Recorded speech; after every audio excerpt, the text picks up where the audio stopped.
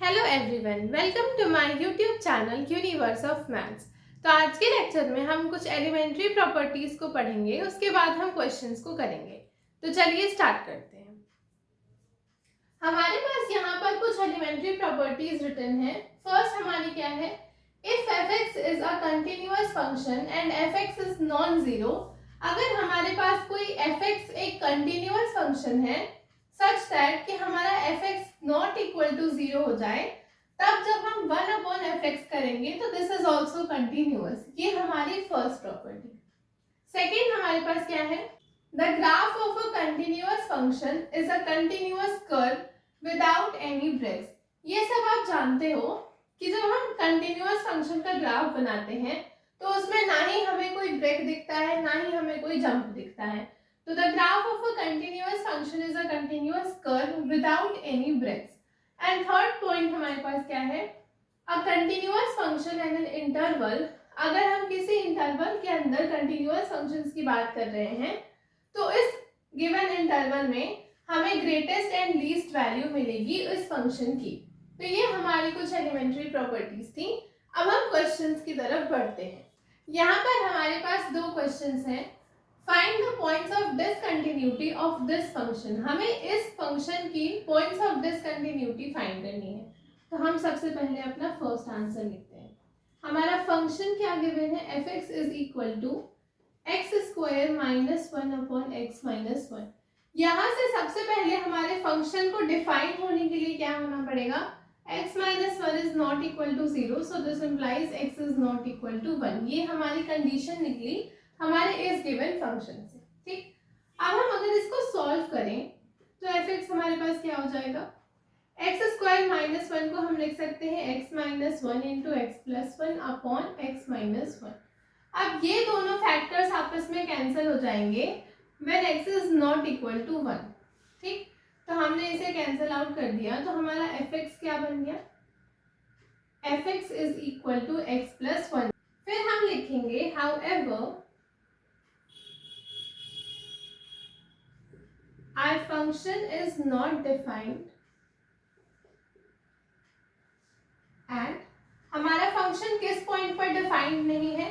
अगर हम इसमें वन डालें तो हमारा फंक्शन डिफाइंड ही नहीं होगा। It is not defined at x is equal to one, so this implies f x is not continuous at x is equal to one. या फिर हम ये भी लिख सकते हैं कि f x is discontinuous at x is equal to one. ये हमारा आंसर होगा। अब हम बढ़ते हैं अपने सेकेंड क्वेश्चन की तरफ। Determine the points of discontinuity if any of fx such that हमें फंक्शन क्या गिवन है this, एंड हमें ये कंडीशन भी गिवन है कि x is not equal to minus two and fx is equal to zero given है किस पॉइंट पे, x is equal to minus two पे। तो हम इस क्वेश्चन को देखते हैं, हम इस पार्ट को रब करते हैं।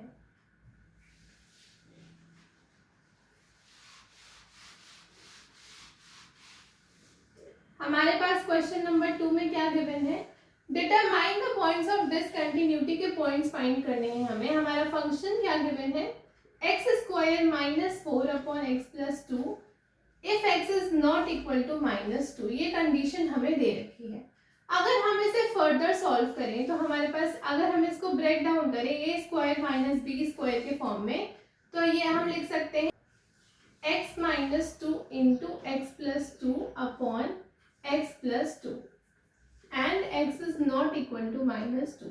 यहाँ पर ये हमें कंडीशन गिवन है कि x is not equal to minus two, क्योंकि हमारा माइनस टू पे ये फंक्शन डिफाइंड नहीं होगा। तो हम अपने इस फैक्टर को कैंसिल कर सकते हैं क्योंकि हमें ये कंडीशन प्रोवाइडेड है। तो हमने x प्लस टू को कैंसिल कर दिया तो हमारे पास हमारा एफ एक्स क्या बना, x माइनस टू। ठीक, ये हमारा एफ एक्स बन गया। अब हमें फाइंड क्या करना है, determine the points of discontinuity के हमें पॉइंट्स को फाइंड करना है। और फंक्शन की वैल्यू किस पॉइंट पर हमें दी है, x is equal to minus two. तो पहले हम लिमिट फाइंड करते हैं x tending to minus two f x. ये हमारे पास क्या आएगी,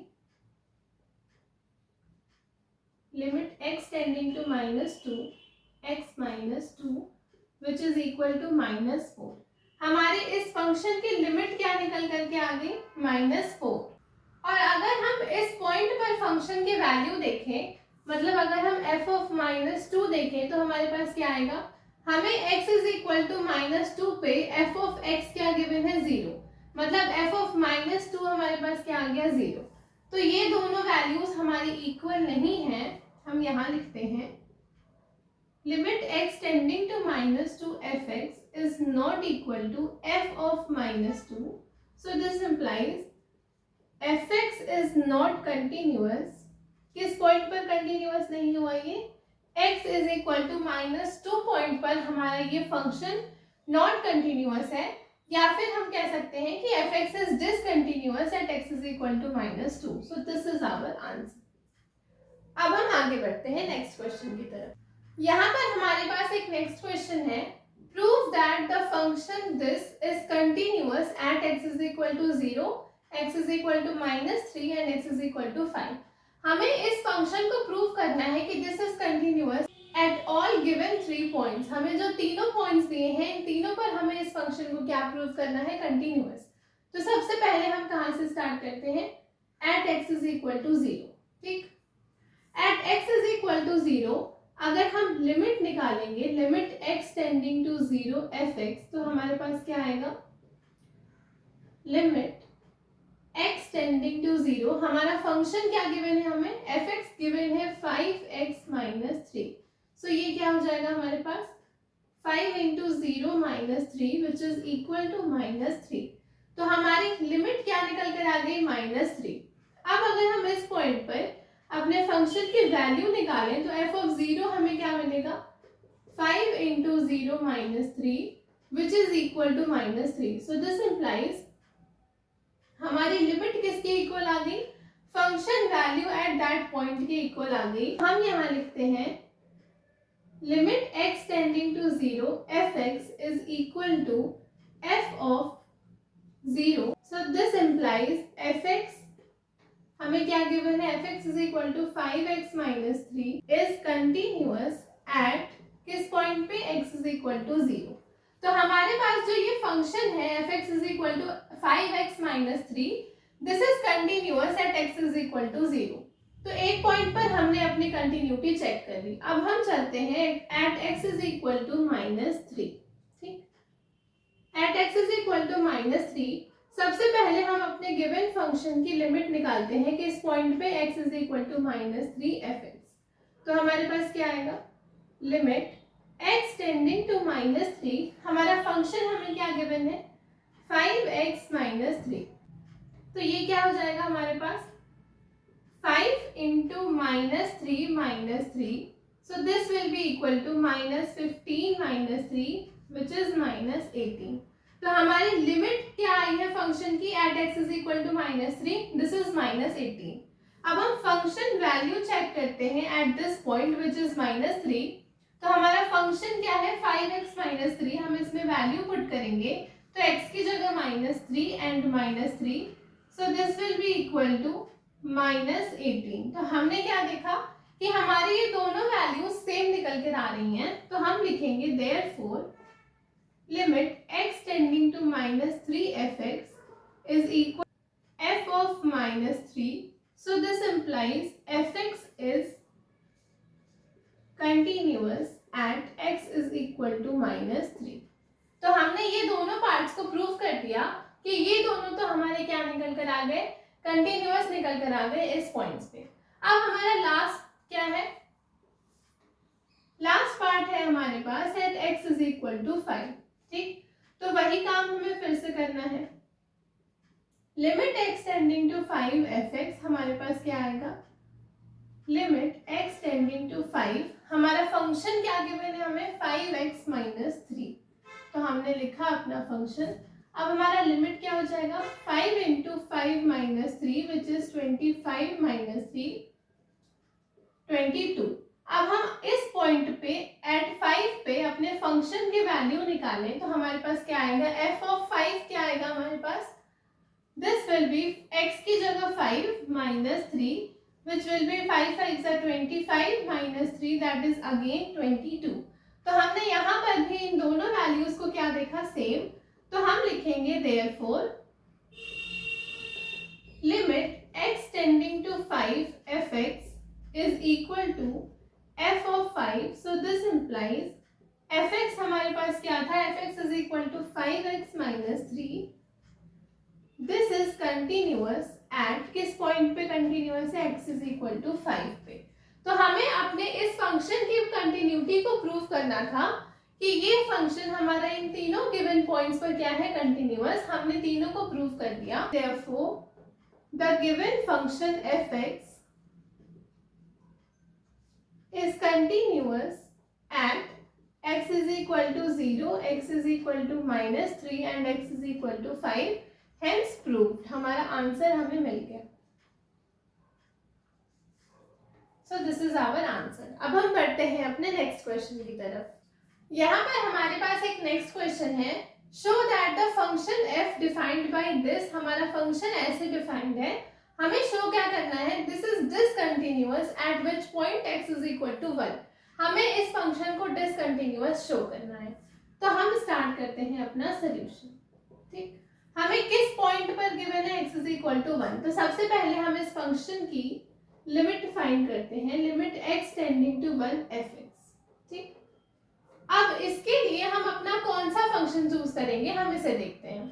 हमें ये गिवन है fx is equal to x square when x is not equal to 1 and fx is equal to 2 when x is equal to 1.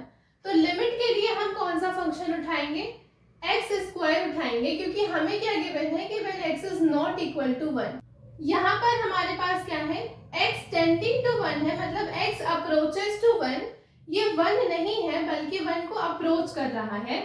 सो हमारे पास x is not equal to 1 के लिए कौन सा फंक्शन है, x स्क्वायर. तो हमें लिमिट फाइंड करने के लिए fx की वैल्यू क्या लेनी पड़ेगी, x स्क्वायर. तो हम लिखते हैं limit x tending to 1. fx की जगह हमने क्या लिखा, x स्क्वायर. तो हम अब इसकी लिमिट फाइंड करें तो हमें क्या मिल गया, 1 स्क्वायर विच इज 1. तो limit fx x tending to 1 क्या आ गया, 1. ठीक, अब हमें 1 पर अपने फंक्शन की वैल्यू चाहिए. तो f ऑफ 1 हमारे पास क्या आएगा, फंक्शन हमारे पास डिफाइंड ही ऐसा है कि x is not equal to 1 के लिए हमारा दिस फंक्शन है and x is equal to 1 के लिए जब हम x इज इक्वल टू 1 ले रहे हैं तो हमारी वैल्यू क्या आएगी, 2. तो f ऑफ 1 हमारे पास क्या आ गया, 2. यहाँ क्लियरली विजिबल है कि limit fx x tending to 1 is not equal to f of 1. तो हम लिखते हैं therefore limit x tending to 1 fx is not equal to f of 1. So this implies fx is discontinuous किस point पे, at x is equal to 1. Hence proved. हमें इस question में यही शो करना था कि जो हमारा फंक्शन f है defined as this is discontinuous at x is equal to 1. हमने प्रूव कर दिया. अब हम बढ़ते हैं अपने नेक्स्ट क्वेश्चन की तरफ. यहाँ पर हमारे पास एक नेक्स्ट क्वेश्चन है. Show that the function f defined as this is discontinuous at x is equal to 0. हमें डिसकंटिन्यूअस शो करना है. अब तक के हमारे क्वेश्चन सिंपल थे. अब हमारे क्वेश्चन में क्या आ गया, हमारी इनइक्वालिटी कुछ इस तरह से बनाई है कि ये गिवन फंक्शन हमारा डिसकंटिन्यूअस हो जाएगा किस पॉइंट पे, x इज इक्वल टू 0 पे. अब डिसकंटिन्यूटी के लिए हमने क्या पढ़ा था, पहला तो ये कि हमारी लिमिट उस पॉइंट पे एग्जिस्ट करे but this is not equal to function value at that point. तो हमारे पास क्या आ जाता है, डिसकंटिन्यूअस आ जाता है function at x is equal to a. ठीक, सेकेंड हमने पढ़ा था कि जो हमारी लेफ्ट हैंड लिमिट है वो is not equal to right hand limit. So this implies कि हमारा लिमिट ही नहीं एग्जिस्ट करेगा इस पॉइंट पे, x is equal to fx does not exist. और थर्ड पॉइंट क्या पढ़ा था हमने कि f is not defined at x is equal to a. अगर इस पॉइंट पर हमारा फंक्शन ही डिफाइंड ना हो तो भी हमारे पास क्या आ जाता है, गिवन फंक्शन डिसकंटिन्यूअस हो जाता है. तो डिसकंटिन्यूटी के लिए हमारे पास इतने सारे रास्ते हैं. ठीक, तो सबसे पहले हम इसकी क्या चेक करते हैं, लिमिट चेक करते हैं. अब यहाँ पर हम एक बारी में लिमिट को कैलकुलेट नहीं कर सकते क्योंकि हमारे पास left hand limit and right hand limit है और हमें 0 के अलोंग कैलकुलेट करना है और हमें फंक्शन ऐसा डिफाइंड है कि जब हम 0 से छोटी वैल्यूज को लेते हैं तो हमारा फंक्शन ये डिफाइंड है, मतलब लेफ्ट हैंड लिमिट के लिए हम अपनी ये फंक्शन की वैल्यू को चूज करेंगे and x is greater than 0 के लिए, 0 से राइट के लिए हमारे पास क्या फंक्शन गिवन है, दिस। तो राइट हैंड लिमिट के लिए हमें ये फंक्शन चूज करना पड़ेगा। तो सबसे पहले हम अपना सोल्यूशन लिखते हैं। हम फाइंड करेंगे अपनी लेफ्ट हैंड, तो हम लेफ्ट हैंड लिमिट को कैलकुलेट करते हैं। हमने क्या लिखा, लिमिट x टेंडिंग टू, हमें किस पॉइंट पर कैलकुलेट करना है, 0 पे, तो 0 माइनस, क्योंकि हम लेफ्ट हैंड लिमिट कैलकुलेट कर रहे हैं, एंड fx। तो इसके लिए हमारा फंक्शन क्या बनेगा, x टेंडिंग टू 0 माइनस हमारा fx क्या बनेगा, x is less than equal to 0। हम 0 के लेफ्ट हैंड लिमिट ले रहे हैं, 0 से छोटी वैल्यूज के लिए हमारे पास क्या गिवन है, x माइनस 3। तो हमारा फंक्शन क्या हो जाएगा, x minus 3। So this will be equal to limit h tending to 0, x की जगह हम क्या लिखेंगे, 0 माइनस h माइनस 3। तो हमारे पास वैल्यू क्या आ जाएगी, 0 माइनस 0 हमें मिल जाएगा 0 एंड माइनस 3। तो हमारी लेफ्ट हैंड लिमिट क्या निकल कर आ गई, माइनस 3। अब हम अपनी राइट हैंड लिमिट को निकालते हैं। तो राइट हैंड लिमिट हमारी क्या होगी, limit x tending to 0 plus fx which will be equal to limit x tending to 0 plus, हमारा फंक्शन क्या है, 0 से बड़ी वैल्यूज के लिए हमारा फंक्शन क्या है, x स्क्वायर। सो इसकी लिमिट हम निकालेंगे, तो हम लिखेंगे limit h tending to 0, x की जगह हम क्या लिखेंगे, 0 प्लस h का स्क्वायर विच इज, हमारे पास इसकी वैल्यू क्या निकल कर आ जाएगी, 0। तो यहाँ पर हमने क्या देखा कि left hand limit is not equal to right hand limit. So हमारे पास क्या हो गया, limit x tending to 0 fx does not exist. हमने सबसे पहले क्या किया, अपने फंक्शन की लेफ्ट हैंड लिमिट निकाली और राइट हैंड लिमिट निकाली। लेफ्ट हैंड लिमिट हमारे पास -3 आ रही है एंड राइट हैंड लिमिट हमारे पास 0 आ रही है। सिंस ये दोनों इक्वल नहीं है, सो लिमिट हमारी x tending to 0 fx does not exist. This implies हमारे पास क्या हो गया, given function fx is discontinuous at x is equal to 0। हमें अपने फंक्शन की वैल्यू एट 0 पॉइंट निकालने की जरूरत ही नहीं पड़ी, क्योंकि हमारा left hand limit is not equal to right hand limit आ गया। पर आप निकाल के देख भी सकते हो, अगर हम f ऑफ 0 निकालें तो हम कौन सा फंक्शन लेंगे, x is less than equal to 0 के लिए, मतलब हमारी इक्वालिटी इसमें दिख रही है, तो हमें x माइनस 3 को ही चूज करना पड़ेगा। इसके लिए हमारी f ऑफ 0 की वैल्यू क्या आ रही है, -3। बट हमारे पास left hand limit is not equal to right hand limit है। सो हमारे पास क्या होता है, लिमिट fx इस पॉइंट पर एग्जिस्ट ही नहीं करता, तो limit x tending to 0 fx does not exist. So this implies fx is discontinuous at x is equal to 0। हमें यही शो करना था कि this function is discontinuous at x is equal to 0, hence prove. तो ये हमारे कुछ questions थे related to continuity and discontinuity. कल की क्लास में हम कुछ और क्वेश्चंस को कवर करेंगे, फिर हम नेक्स्ट टॉपिक पर बढ़ेंगे। तो आज की क्लास के लिए इतना ही। अगर आपको वीडियो पसंद आई हो तो please do like, share and subscribe.